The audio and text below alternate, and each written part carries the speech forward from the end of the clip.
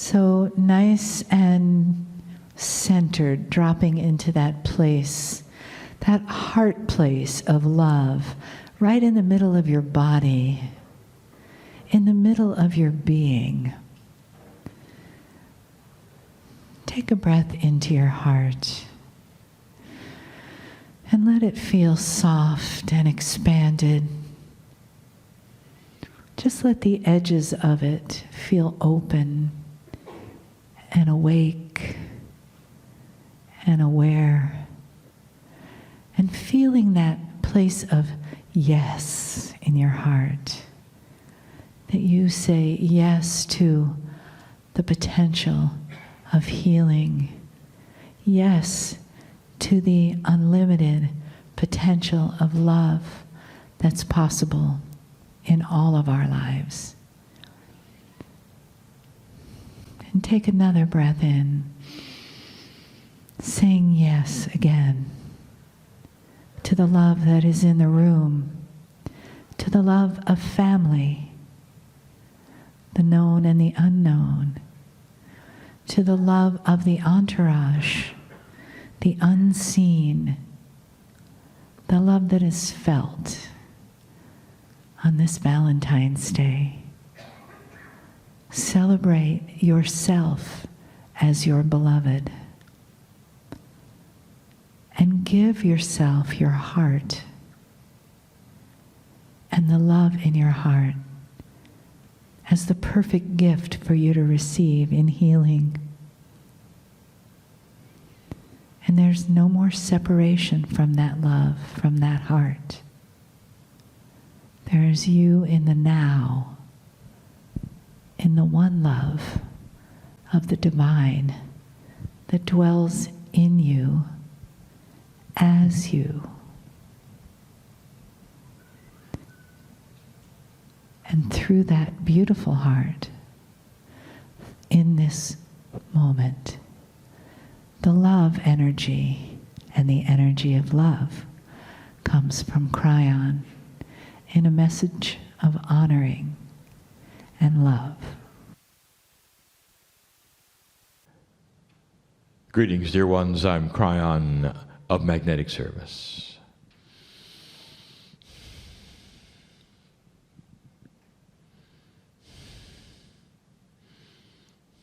We pause for a moment.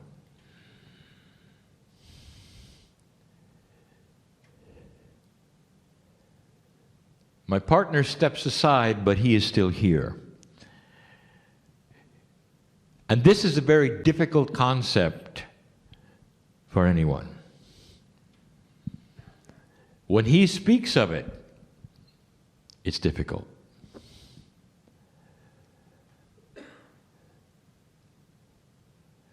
Channeling creates an interesting energy. It often affects things around you. He has a hard time explaining that.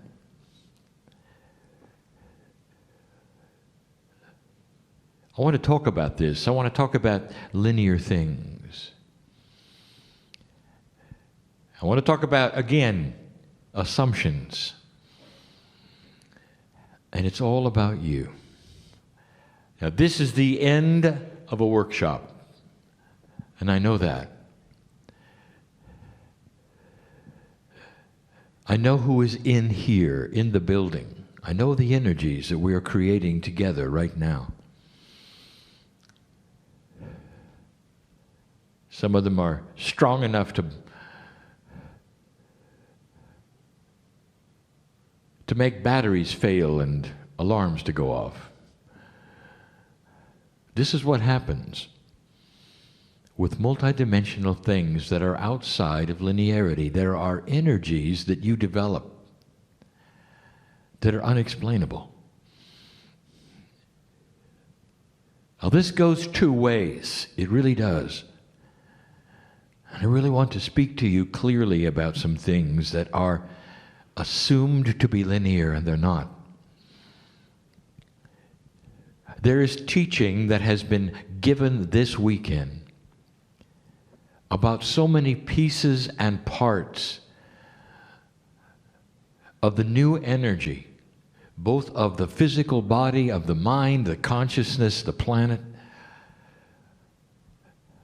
And it can be overwhelming, especially for the light worker who is trying to linearize it all. One of the most difficult things for you to conceive of is that relationship that has been talked about all weekend. You have so many names for it. There's the higher self, there's the pineal, there's the innate, there's high consciousness, there's love. And the overwhelming thing about all of these is, as you listen to them, as you have teaching about them, you start to put them in boxes. Let me give you an example. Innate, the smart body for you, is connected to the pineal, and the pineal is connected to the higher self. It involves your intuition, and we have said through affirmations in this new energy are probably one of the strongest things that you can use for self-healing. For situational things, all manner of things. But then you've confused it with God. I want you to get out of the boxes for a moment and listen. Your cellular structure is not working efficiently, and it needs help. Your cellular structure is not God. Now, God is inside you, but the cellular structure is something that is now increasing in efficiency, in communication. Your innate is starting to marry more with your consciousness. I want you to put that aside for a moment. That is one issue. But the love of God, your purpose, your consciousness, your relationship with Spirit, that's a whole nother issue. Don't put them together. There are so many things that you want to put in a little box and then combine it with another little box in order to put another box on top of that box and say what comes first, what comes second, what comes third. If you do this, what happens over here? And that leads to something. It leads to a life where you are constantly asking the question, am I doing it right? Is it in the right order? Why isn't this happening now? I've done this, but this happened. Those are great questions for a linear creature, but not one who is an old soul on the planet, who is part of everything. Yes, dear ones, there are processes and procedures that you are learning to work with your innate. And that's what this was about today.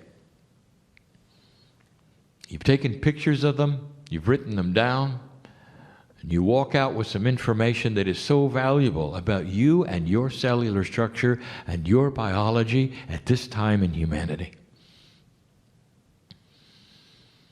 But dear ones, don't confuse it with the love of God. Listen to me. There are many here right now asking the question about what's next, why is this happening? And you're looking to the innate for the answer.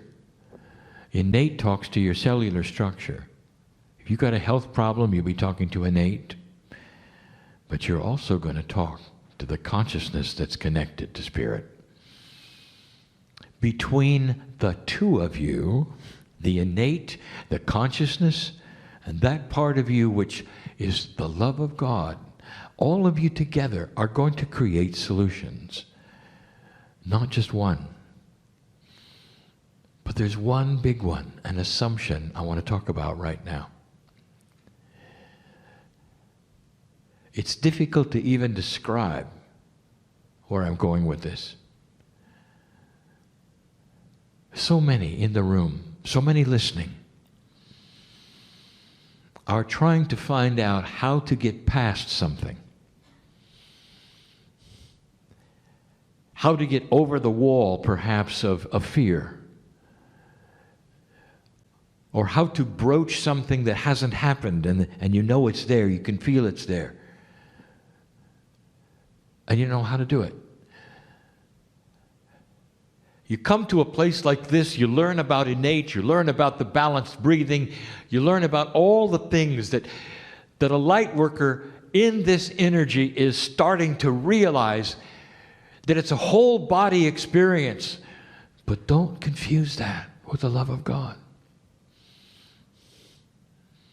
There are certain hurdles that you're trying to get through.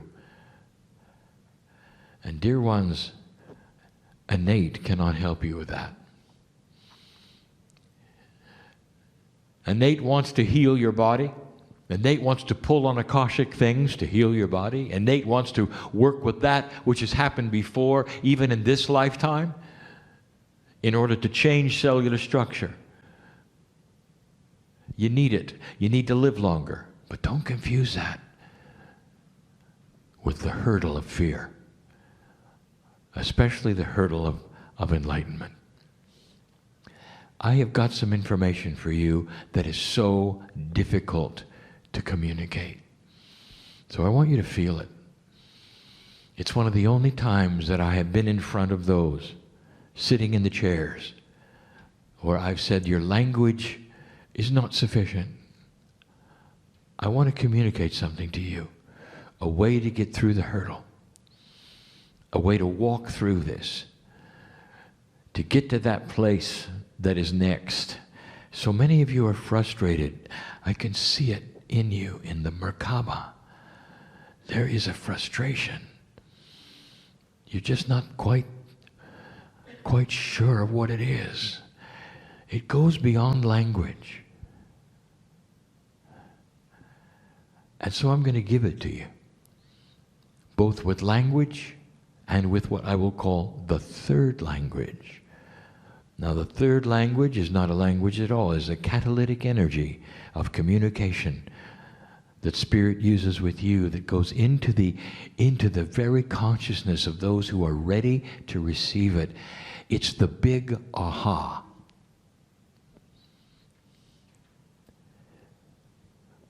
A scientist sits with a puzzle. He knows that it's doable. He's got something to figure out. He's looking for something that's impossible. He's looking for a discovery. He knows it's coming. And he looks at it and he works the puzzle. He tries this and that and this and that. He calls in his colleagues. They work on it together. This and that and this and that. Nowhere is there a solution. Every single time he tries something, it fails. It's interesting, and if you talk to scientists, they will tell you that this is the way of it. They can feel it, that a solution in physics or science or biology is right there in front of them, and no matter what they do, it doesn't show itself. And they look at the logic of it, and they build the little boxes, and they work all of the puzzles. They do the computations. They work the puzzle. Nothing. And they retire for the night. The scientist he's tired of computing, turns on the television and watches a movie. Disengages his mind completely with the puzzle, ready to attack it tomorrow. Watching a movie about nothing when suddenly the solution comes. Something is so obvious, of course. Slaps his head, gets out of bed, goes to write it down, does the computations, voila, the solution. What just happened? What happened was the scientist disengaged logic. And accidentally, without even thinking about it, suspended every part of the problem that was in his psyche. Dropped all of the barriers because it was no longer time to do the work. And so the barriers are gone.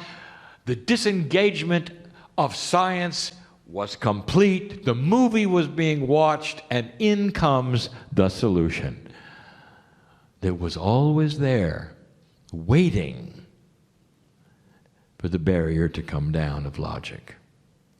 You don't know what you don't know. How can you possibly work this puzzle with things that you don't know about? Dear ones, you are overworking the puzzle.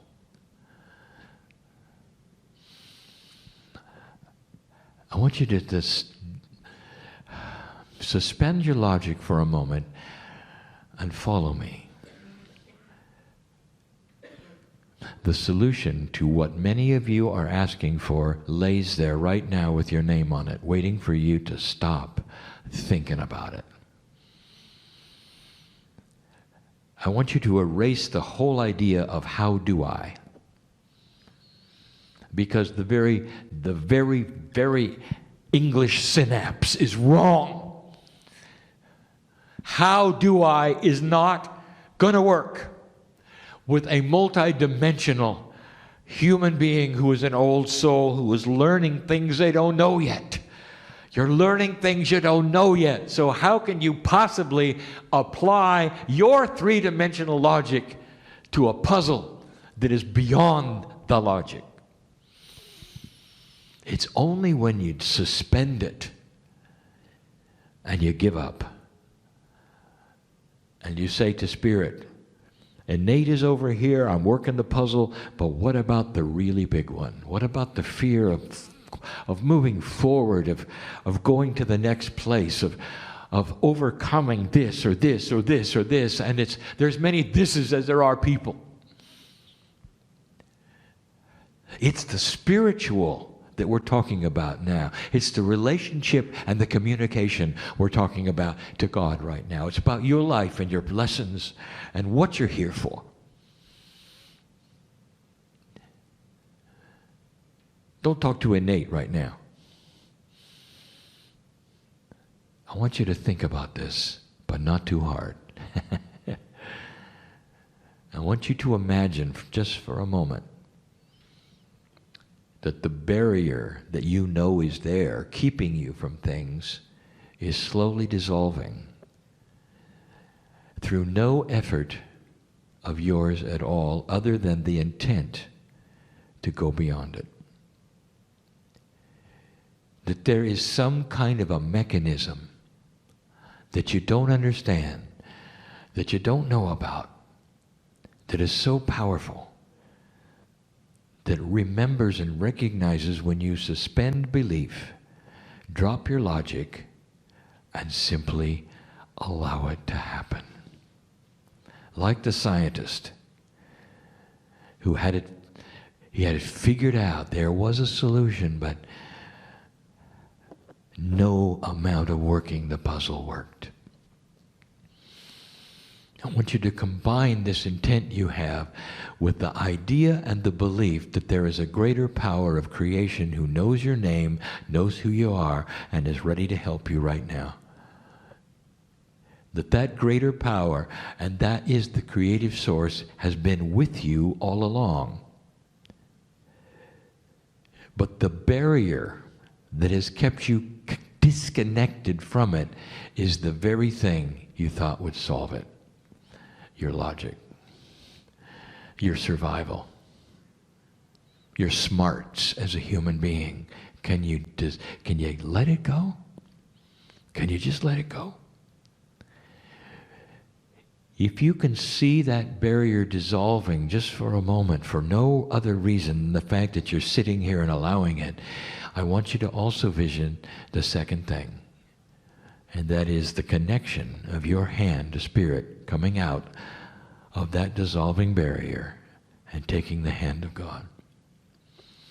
And you don't know why, and you can't figure it out. You don't know what's happened, and no idea.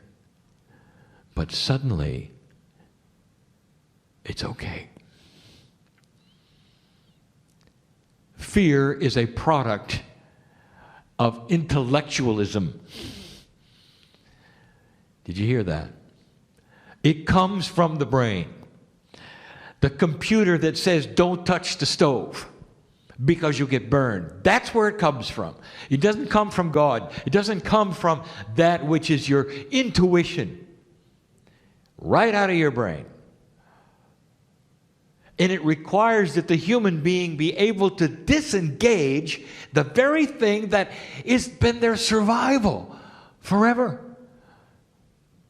You don't have to disengage and walk around without it just for the moment. You got to learn to balance the survival instrument with the heart, with the pineal, letting the trilogy work within you. There are people in this room who have been waiting to hear this who will heal because of it. Did you hear me? Aren't you tired of trying? Could it be this simple? And the answer is it's not simple to drop survival. But it's an elegant solution. When you figure it out and you slap your head and go, wow, all I had to do was let go. I'm talking to those right now who are here sitting in the seats, and there's thousands more who are listening and will listen to the message of who's sitting in the seats. This isn't for the masses. This is for you. I know who you are. Spirit knows who you are. There's a celebration, the fact that you came here to listen to this message, and some will get it and some won't. What you came for today can happen right now if you let go. Some of you will walk out of here saying, well, that was a nice message, but I'm not sure I can let go, and not aware that you did. Because it starts to change right away. And you'll feel it tonight before you go to sleep. I dare you. Put your hand on your heart tonight before you go to sleep and say, thank you, Spirit. I got what I came for. And if somebody overhears that and say, well, how did that work? You can say, I have no idea. But it works. Don't try to figure out how things happen, or they won't happen. Not in this energy. Not where this is going. You're going to have to cross that missing bridge, and if you don't know what I'm talking about, it was a channel given in 1994, 95, again in 96. Some of the first things I told you was to trust the unknown and know that you're in the hands of God. And now it comes full circle. That's the message. There's so many of you needed to hear that right now, tonight. You don't have to be stuck where you think you're stuck. Not when you let it dissolve like this. Not when you trust the unseen and never ask, how do I do this? You can raise your hand and say, thank you, Spirit, for doing what I need in my life now. I don't know why I ever doubted it. And you walk away, and some of you will say, it's an incompleteness if I don't know how it was accomplished. The more you do this, the less incomplete you will feel. And there'll come a time when you will count on the unseen that makes no sense at all, where you'll be able to drop your survival instrument and ignore your brain, who tells you that this is foolishness, and realize that the brain is in 3D, but you are not. A new integration is upon you. The unseen things come into your life and begin working. And you haven't got a clue why, except that you know you're connected. That's all you have to know. And somebody asks, how did you do this? And you can say, I'm connected.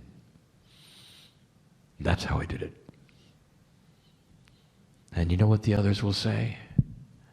They won't say, well, I'm not going to do it because I don't understand it. They're going to look at you and say, you did it. And they're going to say, show me how to get connected. And that's what the old soul is here to do. It's a cryptic message, isn't it? And some of you got it through the third language and feel it and know it and are accepting it and are having a change right now. And some of you are going to get it later. I guarantee it. Because we got some stubborn ones here. Not for long. You may have to listen again. And the same language of the three will be available for you then. This is the beauty of working with those who are old souls. There is an accumulation of wisdom, stubborn as it may be, that starts to then make sense with time. I am Cryon giving you the truth this day about an evolving human spirit who is starting to become more multidimensional than ever. It is the beginning. Color is coming to this planet, and the old souls have the crayons. That's no relation to Cryon. But it sounds a lot like it, doesn't it? And so it is.